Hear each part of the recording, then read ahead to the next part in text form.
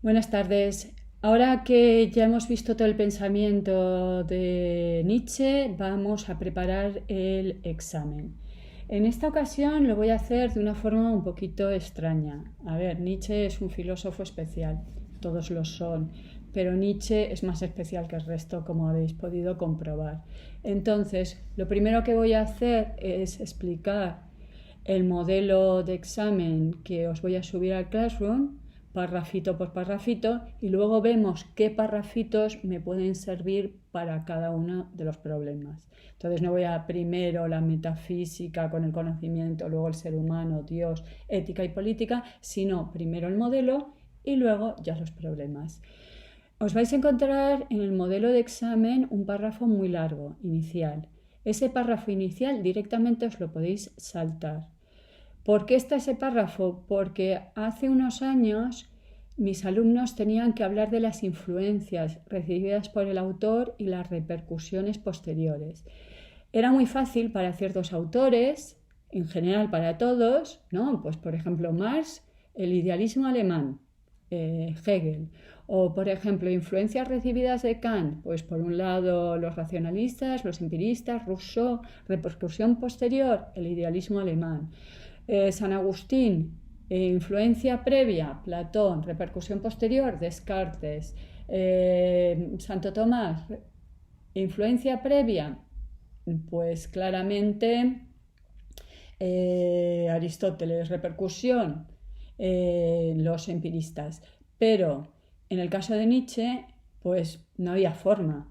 ¿Por qué? Porque hemos visto que Nietzsche es un autor que rompe con todo, es muy crítico con todo, entonces no tiene influencias. Entonces el truco que hice para que se pudiera hablar de las influencias era hablar de las etapas del pensamiento de Nietzsche. Entonces el primer parrafito son las etapas. Entonces una primera etapa, un primer periodo donde Nietzsche recibe la influencia de Schopenhauer y Wagner. Explico brevemente en qué consiste la filosofía de Wagner, esto de que la realidad está compuesta de la voluntad y la representación y la voluntad es irracional, que la figura en ese momento sería el artista, es cuando escribe el nacimiento de la tragedia y contrapone lo dionisíaco y lo apolíneo. Un segundo periodo en que rompe con su amistad con Wagner y su influencia con Schopenhauer y ya no quiere utilizar el vocabulario kantiano, y es cuando parece tener influencias de los ilustrados, que dice que es un periodo científico, pero no realmente, dado que Nietzsche nunca es científico. ¿Y por qué admira en ese periodo a los ilustrados? Porque son muy críticos con la época que les ha tocado vivir. Pensemos en Voltaire, era un personaje muy polémico en su momento, acabó en la cárcel. Y un tercer periodo donde ya no sería el hombre libre, sino el filósofo a martillazos, que es cuando escribe Así habló Zaratustra y donde rompe con todo. Ya hemos visto, siempre Nietzsche había sido muy crítico, pero cada vez es más agresivo, y es cuando aparece la metáfora, por ejemplo, tan importante del superhombre. Ya digo que ese parrafito, tranquilamente, me lo salto, si me apetece me lo leo. Siguiente parrafito, vais a encontrar una introducción. Cuando antes había que exponer el pensamiento del autor, pues normalmente hay un parrafito introductorio. Como ahora son problemas, no vais a introducir qué voy a contar, porque obviamente no vais a contarlo todo. A ver, no penséis que ahora es más fácil, porque antes mis alumnos, la tercera pregunta, tenían que comentar el marco social, cultural, histórico y filosófico de cada autor, y al final se armaban un lío increíble. Si os estáis armando lío con los autores, imaginaros con los periodos, y al final no sabían si Newton era contemporáneo de Hume o de Nietzsche. Así que era un lío. Bien, en ese segundo parrafito, que también nos lo saltábamos alegremente, vais a encontrar que explico que Nietzsche tiene una parte de diagnóstico, cuenta los males, cuenta que la sociedad que le ha tocado vivir es una sociedad enfermiza, decadente, pero que también tiene una parte resolutiva, lo que diríamos, entre comillas, la teoría de Nietzsche. Y explico que el gran enemigo de Nietzsche es Platón. ¿Por qué? Porque inventó el bien en sí que está fuera de este mundo y que esa crítica con la que voy a empezar, porque primero expongo la crítica y luego la parte resolutiva, la voy a dividir en metafísica, perdón, primero en moral, luego en metafísica, que a su vez voy a dividir en ontología y epistemología. No hace falta que expliquéis lo que vais a contar, así que de nuevo os lo saltáis. Vale, tercer parrafito, ahí ya empezamos. Vamos a empezar con la crítica a la moral, ¿de acuerdo? El tercer párrafo trata de la crítica a la moral que hace Nietzsche y ya sabéis que es el cristianismo. El cristianismo, según Nietzsche, es una moral contranatural, va en contra de lo natural, va en contra de la vida. Nos acordamos que Nietzsche es vitalista, pretende, por lo tanto, que su filosofía favorezca la vida y el cristianismo ha ido en contra de la vida. Va en contra de la exuberancia, de los instintos, de lo vital, ¿de acuerdo? Y según Nietzsche no es debido a el amor a los pobres, a los débiles, a los desposeídos, sino es por un rencor, por un resentimiento, porque no acepta la vida tal y como es. ¿De acuerdo? A ver, en este parrafito, para no cargar mucho el modelo, yo no he puesto la moral de esclavos y la moral de señores, pero se podría, y en muchos libros de texto y en muchos modelos encontraréis que se habla. ¿De acuerdo? Entonces podemos hablar de la moral de señores, que ama la diferencia, frente a la moral de esclavos, que es la moral del rebaño, ¿de acuerdo? Entonces, frente a aquellos que aceptan este mundo y aquellos que huyen de este mundo. Pasamos al cuarto párrafo. Empezamos con la crítica a la metafísica, que ya he dicho, lo voy a dividir en ontología y epistemología, pero no hace falta, ese es el esquema mental, no lo pongamos, voy a empezar con esto y luego, sino para tener un esquemita. Entonces, ya sabemos que en el fondo la crítica a la moral también es una crítica al platonismo, ¿de acuerdo? Entonces mi última frase del parrafito anterior me permite saltar a Platón, porque ya sabemos que el cristianismo para Nietzsche es un platonismo para el pueblo, es una versión, os diría yo, pero no lo pongáis en el examen, facilonga para que lo entienda el pueblo. Ya no es la teoría de las ideas, sino que es el cielo, ¿no? Entonces, la crítica a la metafísica sería una crítica al platonismo, ¿de acuerdo? ¿Por qué? Porque toda la filosofía que nace con Platón, ya sabemos Sócrates, Platón, considera que el ser o la idea o la sustancia, lo verdadero, tiene un origen diferente. Ese origen diferente puede ser el mundo de las ideas o puede ser los arquetipos en la mente de Dios. Y el ser, que es aquello eterno, inmutable y demás, no se da en este mundo. Por lo tanto, es una crítica a este mundo y es considerar que los sentidos nos engañan. Ya sabemos que en general, incluso filósofos como Aristóteles desconfían de lo sensible. ¿Y por qué desconfiamos de lo sensible? Porque lo sensible nos muestra lo cambiante, nos muestra que las cosas devienen, frente al ser, el devenir. Pero toda esa teoría filosófica hemos visto que es una ilusión óptico-moral.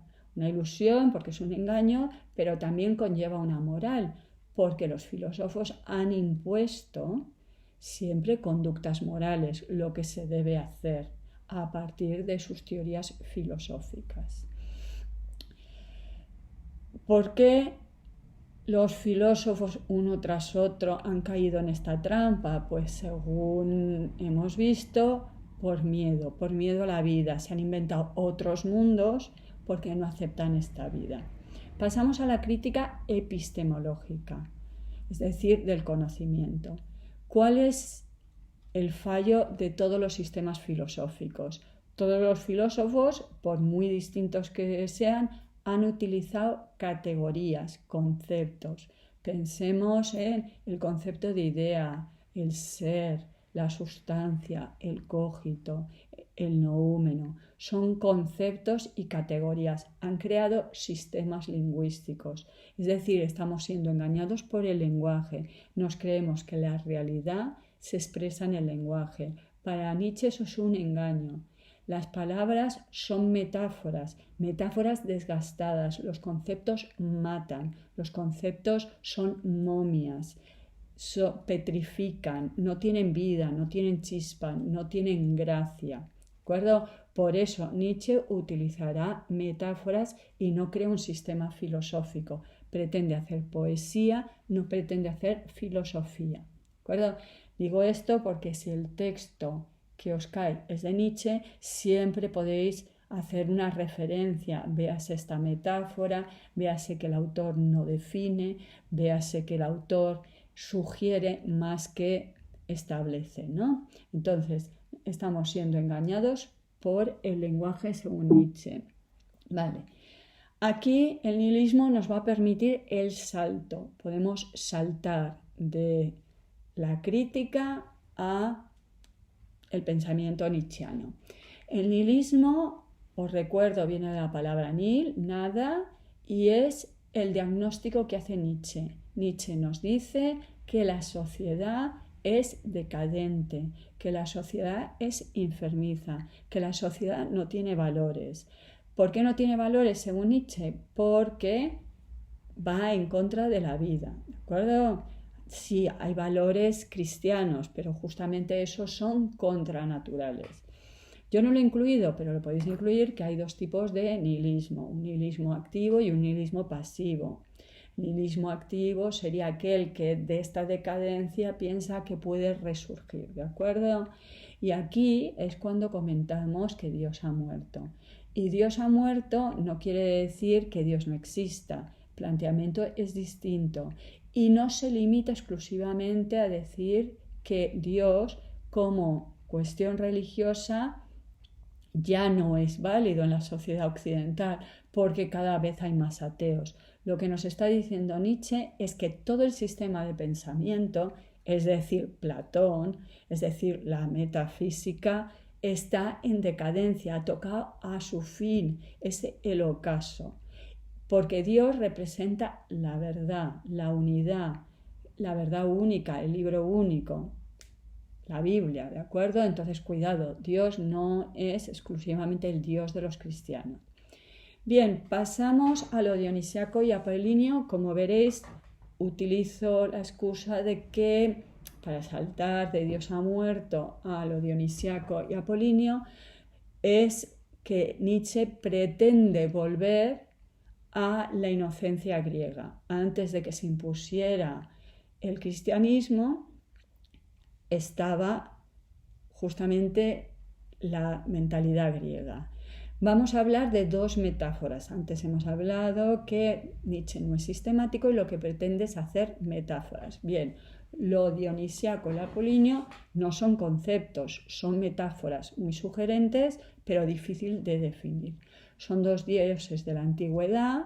Obviamente no estamos hablando de realmente cómo los griegos consideraban a Apolo y Dioniso, sino que estamos viendo que nos sugiere Nietzsche con estas dos metáforas. Lo apolíneo representa la capacidad de crear conceptos, individualidades, categorías. Lo dionisiaco es la vida, la vegetación, la embriaguez, los instintos, las pulsiones, las pasiones. El cambio representaba el dios del teatro y estos dos dioses permitieron en Grecia crear la mayor de las creaciones, que es la tragedia griega, justamente a combinar los elementos apolíneos y dionisíacos en la tragedia. Y gracias a eso, los griegos, en vez de huir del mundo, eran capaces de contemplar y aceptar el terror, la tragedia de la vida. ¿De acuerdo? Entonces Nietzsche nos da una imagen de los griegos que no es lo clásico, el equilibrio, sino que nos muestra una forma diferente de entender lo que es ser griego. ¿Pero qué ocurrió? Pues que a partir de Eurípides, la tragedia cae en decadencia, ya sabemos quién es el culpable, Sócrates, ¿no? Siguiente parrafito, vamos ya a entrar en la teoría de Nietzsche. Vamos a tratar en los siguientes parrafitos, un parrafito la voluntad de poder, otro el eterno retorno y vamos a terminar con el superhombre. La voluntad de poder, el eterno retorno y el superhombre son muy complicados porque no lo define, porque son metáforas, porque pretende sugerir y no decirnos exactamente lo que es. Así que es complicadito, pero podemos hacerlo por contraposición. Bien, ya sabemos que el mundo es cambiante, el devenir frente al ser, nada permanece, todo fluye, Heráclito, ¿no?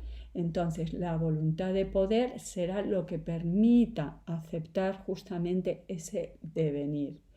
La voluntad permite interpretar, permite seleccionar, permite afirmar, ¿de acuerdo?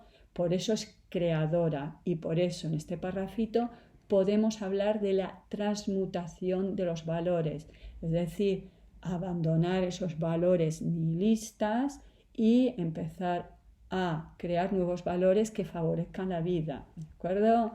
¿Qué decía? Que se puede contraponer a la voluntad de verdad. Es verdad que Nietzsche es ambiguo.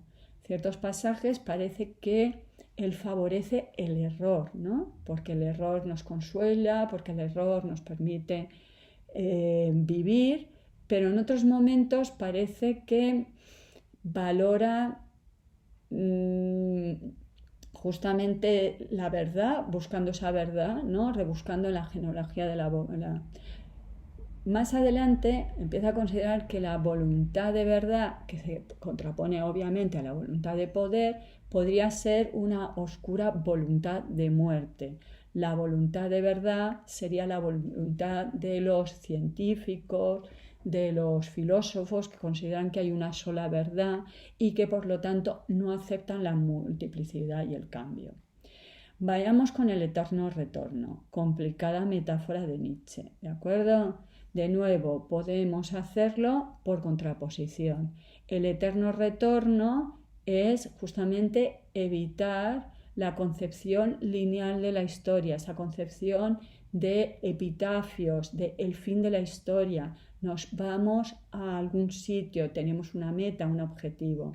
Ya hemos visto que Nietzsche pretende que haya horizontes, que haya orígenes, que se acepte el devenir. Se podría pensar que justamente la voluntad de poder lo que acepta es el eterno retorno, es decir, que acepta el cambio, que las cosas no permanecen frente al ser, el devenir, ¿de acuerdo? Sería, por lo tanto, una afirmación de la vida en su multiplicidad. La voluntad de poder es fiel a la tierra, acepta este mundo y no pretende huir a otro mundo. Y cuidado, el otro mundo puede ser el mundo de las ideas de Platón, fuera de este mundo, el Dios de los cristianos, pero también puede ser el fin de la historia al que nos acercamos. Para terminar, podemos hablar del superhombre. De nuevo, es muy difícil porque no se define, pero podemos hacerlo justamente recogiendo como conclusión a nuestra exposición. ¿Quién será el superhombre? Pues el superhombre será aquel que es capaz de superar el nihilismo. El superhombre será aquel capaz de aceptar que Dios ha muerto. El superhombre será aquel que es capaz de aceptar el devenir. El superhombre será aquel que tiene voluntad de poder. El superhombre será aquel que es capaz de transmutar los valores porque creará nuevos valores. Y podéis contar las 3 metamorfosis del espíritu, ¿de acuerdo? Que son, al principio, es una metáfora para decir cómo aparece el superhombre, al principio el hombre es el camello, porque soporta los valores, luego es el león porque rompe con los valores, el nihilista, y terminaría siendo el niño que juega. Entonces es un niño que juega porque crea nuevos valores. Entonces el superhombre no es alguien terrible, sino alguien capaz de aceptar su libertad, su creatividad y poner justamente en juego todos esos nuevos valores. Bien, yo os recomendaría parar aquí el vídeo y ver a continuación cómo todo esto lo podemos utilizar. Empecemos con Dios. ¿De qué podemos hablar? Pues obviamente el parrafito que hemos visto del nihilismo, ¿no? Porque Dios ha muerto, obviamente se está tirado, pero obviamente también la crítica a la moral, ¿no? Porque hablamos del cristianismo. El problema de Dios no es Dios si existe o no existe, como demuestra Dios en Nietzsche, sino cómo el cristianismo ha sido una moral contranatural que se basa en el resentimiento. Y luego podemos utilizar justamente lo que hemos hablado de la voluntad de poder, porque Nietzsche, frente a la muerte de Dios, considera que se pueden crear nuevos valores, porque se puede afirmar la vida, porque se puede interpretar la vida, porque se puede aceptar el devenir. Respecto al hombre, bueno, podemos hablar de lo dionisíaco y apolíneo, porque obviamente muestran dos formas metafóricamente del hombre, ¿no? Lo apolíneo, conceptual, racional, y lo dionisíaco, lo cambiante, lo impulsivo, lo pasional, ¿no? Y cómo esos dos aspectos permiten crear al artista, ¿no? Podemos hablar obviamente del superhombre, ¿no? Pero para hablar del superhombre yo recomendaría hablar un poquito de la voluntad de poder y el eterno retorno. ¿Por qué? Porque el superhombre es aquel que tiene voluntad de poder frente a la voluntad de verdad de los científicos y de los filósofos. Porque es aquel que acepta el eterno retorno, porque afirma la vida, porque es fiel a este mundo, etcétera, etcétera. Y respecto a la ética, bueno, pues podemos de nuevo utilizar la crítica a la moral, ¿no? Es decir, la crítica al cristianismo, porque son valores decadentes, son valores contranaturales, son valores que nacen del resentimiento. Podemos hablar del nihilismo, ¿no? La carencia de valores que tiene la sociedad.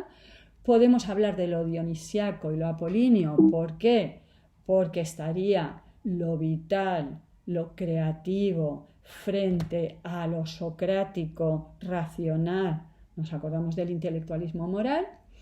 Y, ¿por qué no?, hablar de que ¿quién creará los nuevos valores? El superhombre. ¿Y cómo se crearán los nuevos valores? Con la voluntad de poder. ¿Y cómo serán esos nuevos valores? Pues aquellos que aceptan la vida. ¿Y qué aceptan? Pues el eterno retorno. ¿De acuerdo? Es decir, que en Nietzsche tenemos su metafísica o teoría del conocimiento, Dios, el ser humano y la ética. Lo que no tenemos es la política, ¿de acuerdo? Así que son 4 problemas, pero tenemos a más para la política, así que no tenemos un problema en la época contemporánea, ¿de acuerdo? Vale, hasta luego.